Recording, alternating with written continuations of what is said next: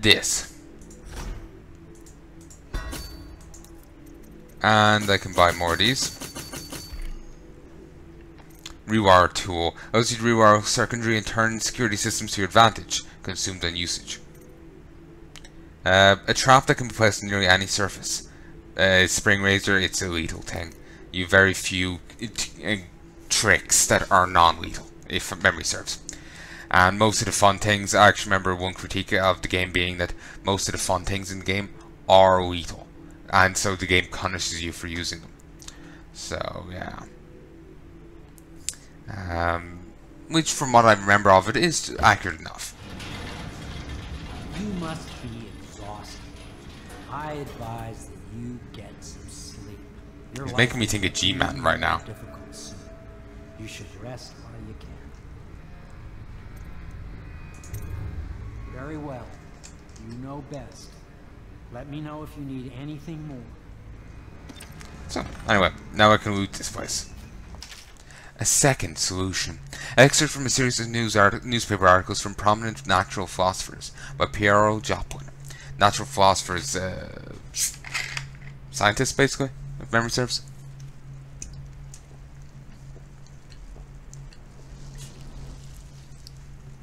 Yeah. Excuse me. It is through no fault of my own that the average citizen has expressed a preference for,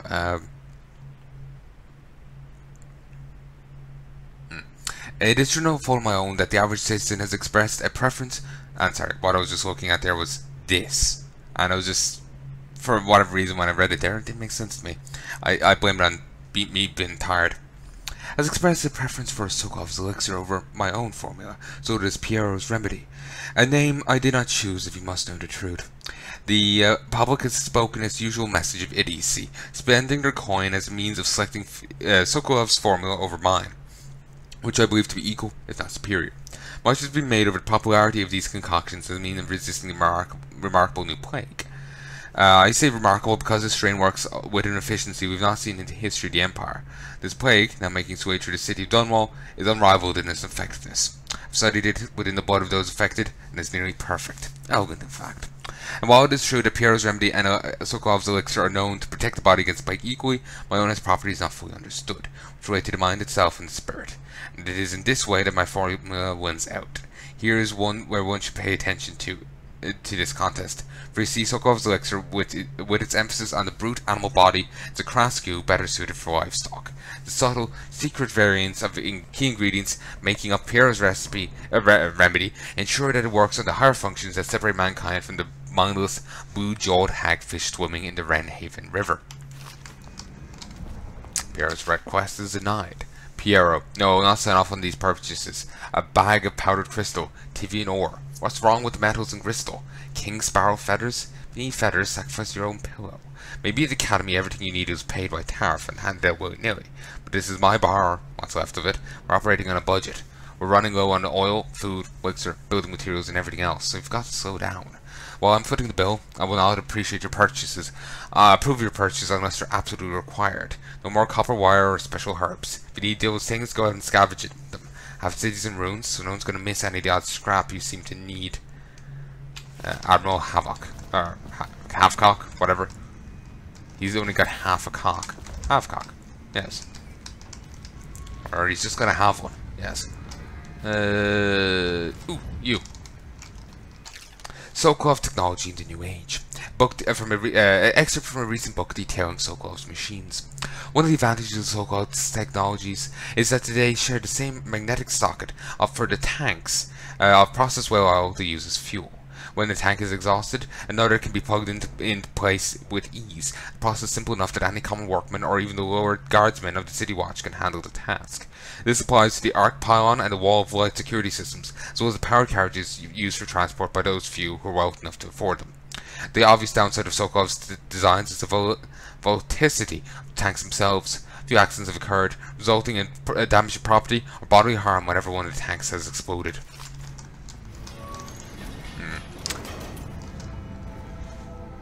Dramatic music. Oh, I should have walked. Shit. Ah, well.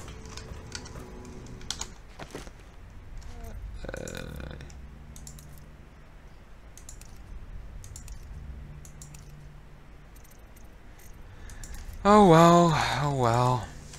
I think we might get to see maps elsewhere. I hope so. Also, portal reference. The door to nowhere has proven to be a safety hazard, but for me this project is an endless source of inspiration. With proper energies, I believe it can transform the door frame to a window of sorts, one that will allow the traveller to cover distance from my workshop to some distant arbitrary point in a single step. Currently the step leads closer to a sheer drop, straight down into the courtyard, but in time it will bridge gaps that boggle the mind. Such work is many years away, to be sure, but if I survive this plague, I'm sure to succeed. If memory serves, if you go around,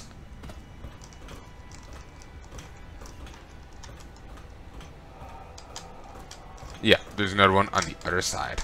Sadly, you can't go through them. But yeah, sorry, I feel shitty about that map now. I kind of wanted to give you a look, and I wanted to see it myself, but there might be a way of seeing it elsewhere. Plus, it was South Seas or something. Well, go double check it, then you can look it up on the wiki. I'm sure they have a picture of it, or just Google it. Dead Counter Responsibilities, an excerpt from a manual on the new City Watch procedures. Commissioned by the Lord Regent in the face of growing plague crisis, the Dead Counter is a position that will only be given to officers, usually of junior or middle grades. In most matters of edict and curfew enforcement, these officers will refer to the acting officer on duty.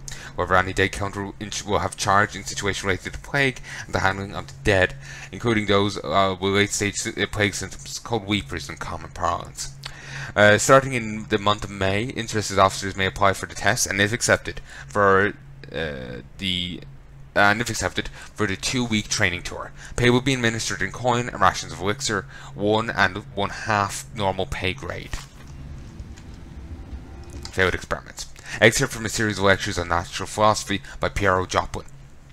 Of course I've attempted to prove on Sokolov's designs. Of course, and why not? After all, it is likely that his thinking was influenced in some small way by our time together at the Academy. We are part of a community striving to unknot the mysteries of the cosmos. Even among those who possess the greatest minds are often led to a fruitful. Even among those who possess the greatest minds are often led to a fruitful line of consideration by, how does one say it, our intelligent subordinates. Sokolov is no exception to this, despite the glamour of genius he has cast over the aristocracy. And further, it is true that many of my experiences have failed. No need to gossip about it behind my back in your social clubs, and the very chambers of the Academy itself. The great ambition requires risks. You may laugh now at my door to nowhere, but someday you will not. My children will likely see it as commonly as you see electric lamps on our lighting our streets at night. But a few short years ago, you would have laughed at Sokolov's Arctic pylon and our wall of white. Your laughter, your condescending smiles, are nothing but evidence of your own limited imagination. Some people have penis envy. He has Sokolov envy.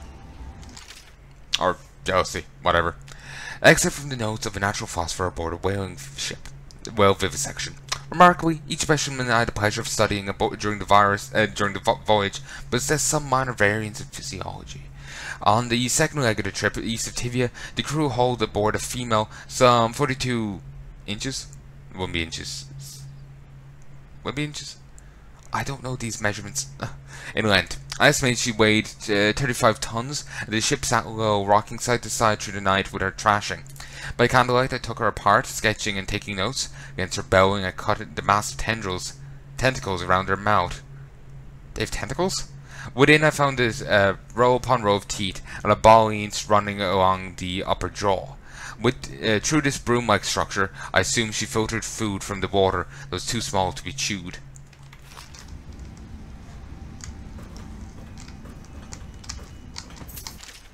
Excerpt from the founder of the Greaves Whale House by Ebenezer Greaves. Out at sea, they secure the beast with hooks, with lines cast from the main ship and from several smaller boats. Buoys keep the whale from diving deep. Once it's caught, a larger hook is driven through the tail, which is used to hoist the creature up through the chute. They moan and bellow for some time as the men get them onto the deck. Then they lift them into the scaffold overhead. Crew adjusts its prow and returns support in Dunwall, where the crew works on the great creature, slicing off the fattiest parts while it still lives. Sokolov no longer has the upper hand with regard to whale oil refilling station. With regard to supplies of whale oil, The good Admiral has paid for the installation of my own system, which will enable me to work in this place. The oil tank dispenser, when activated, will produce an empty vessel for filling. When the empty tank is held near the oil tank refill pump, the magnetic attractor should take the tank and lock it into the correct configuration.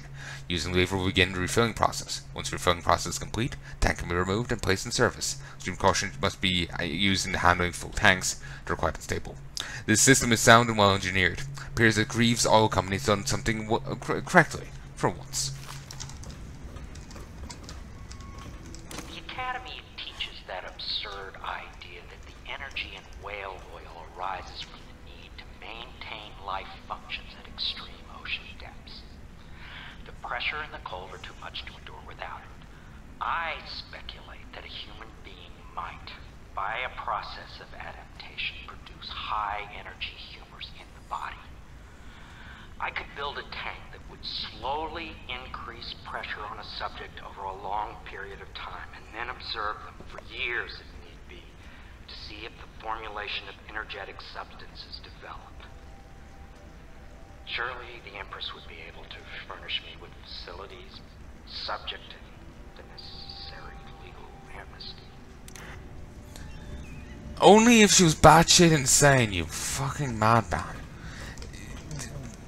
That wouldn't really work. You'd require, if you're gonna lock a person in there for years, in all likelihood, unless you can, were somehow able to keep them happy, which if you're locking them in a tank and increasing pressure, that'll mean they're, I would presume it'll be like a tank full of water. That would make logical sense considering what it is about in general. Meaning that, like, you couldn't really get food into the person. You couldn't really get water into the person easily.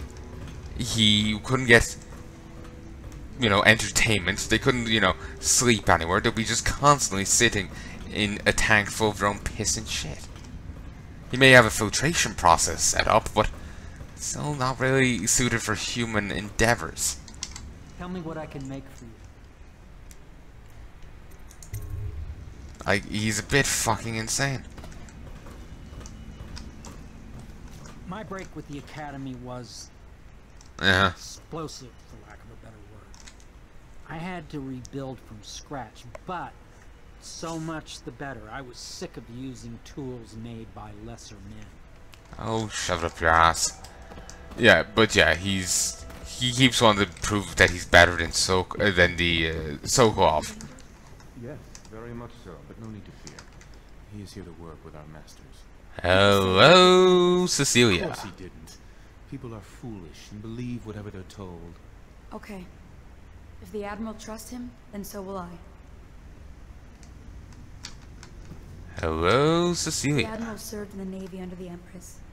But something happened with the Lord Regent that drove the Admiral out. If I understand it right. Mm-hmm. Admiral Havelock made it very clear that we aren't to carry lamps outside. Maybe you haven't seen much of it, but the city has changed a great deal after the Empress died. Since the Lord Regent took over, the city watch is best avoided. Most people try not to go outside at all. We can't leave the pub. I've nowhere to go anyway. My apartment was in the flooded district. Yeah, you wouldn't want to go back there. Certainly not from the sounds of it. They break that off for some reason. Not sure why. Maybe we'll find out with later on.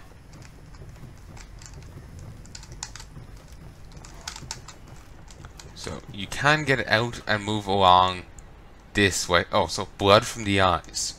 Good for you. You can go over here. Though there isn't really much point to doing so as of yet. Mine. Huh, you can come in here. More reading! The Fugue Feast. Excerpt from a book on celebrations and holidays. At the end of every year, after the last day of the month of songs, we begin the Fugue Feast. Tab to make sure we're actually recording. Yes. The new year has not started, and thus the time that follows is outside the calendar. A period of celebration and feasting begins, during which people abandon the very practices that keep them whole and healthy over the year. Many leave their homes, euphoric with spirits or potent herbs. Some paint their faces or wear masks and conceal themselves to pursue their passions without reservation. When the right cosmological signs are observed, it is time for the calendar to begin anew. The sitting high overseer calls for the hymn of atonement, the fugue feast ends. Families return to their homes, wives to their husbands, enemies put down their weapons, and fires are extinguished. No complaint is given for those who have wronged others, deviated from the ancient codes, or discarded oaths. For this time, during the astrological alignment, does not exist, and is not recorded. The following day starts the new year, marked on the first day of the month of the following day starts the new year, marked on the first day of the month of Earth, as it has always been. So for a period of time every year, basically they just do whatever, and just say, it doesn't count. Okay. We have a note down there. Creepy fucking dolls. Call to the Spheres, Volume 1. Excerpt from a work of fiction, early chapters. My stomach twisted as the engines of the odd vessel roared to life. It was a creation of Orcado, third prefect of the Academy of Natural Philosophy. He was exhilarated, savoring each of the small craft's undulations. Orcado pulled a lever, and a great gout of smoke surrounded us. The smell of burning whale oil grew unbearable as the machine propelled itself upward. I was too afraid to look through the window, which suddenly didn't feel thick enough. As if knowing my thoughts, Overseer Bryn looked at me and smiled. Recant some of the litany, my pupil, and protect your heart from the turbulence of the void on our way to the outer spheres. It's so weird to see within a fiction setting, a fiction book, and they use in reference, stuff from their own thing in reference to it. Like, it's one thing to see, a Spider-Man book, and they talk about New York and electricity. But it's weird to see a sci-fi book in outer spheres. But it just makes me think sci-fi. Within Dishonored, and talking about whale oil and overseers and all that. It just feels weird. Just really not used to it.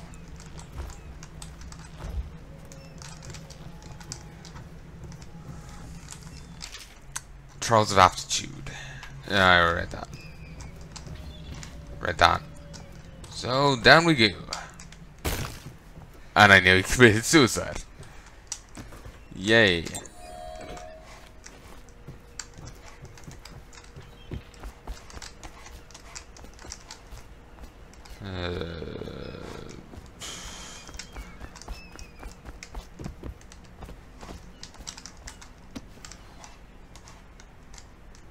Ooh. Tivian ore. Right out of the ground. And we're not even in Tivia. Presumably it got discarded or misplaced. Presumably.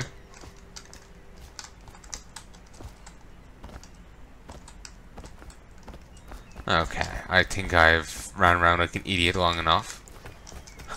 Plenty more of that to do, but long enough for now.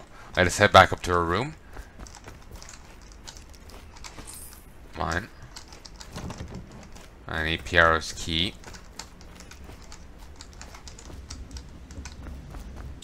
Yeah, let's... Ooh, this is another part we can explore.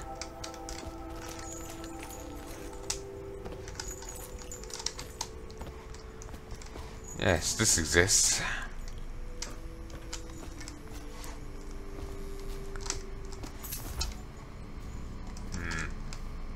More whale oil.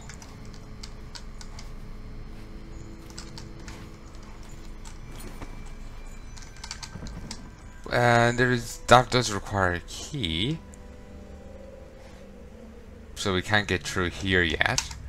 Maybe we'll later. Could take a little peek through, not that there's really anything to look at, other than acknowledgement of what's across there.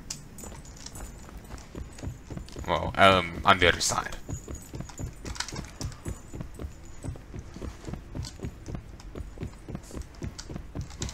Okay, up we go. And in.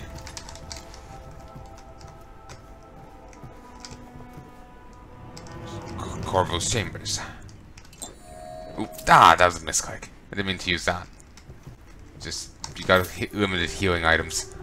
Still, since I'm trying to take a very stealthy approach to the game, maybe I'll be able to not need many. Also, medicinal herbs. Got some more of them, which means 20 more quid. Not bad if I say so myself.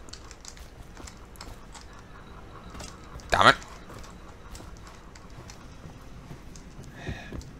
Yeah, I can't jump far enough. I'll just have to try again later. Maybe Corvo will figure out how to double jump. Basically just flip off physics. Misclick. Maybe I should call quits here. The most popular formula in the city, Sokolov's elixir, promotes robust health and fitness, sure to protect your family from the ravages of the rat plague.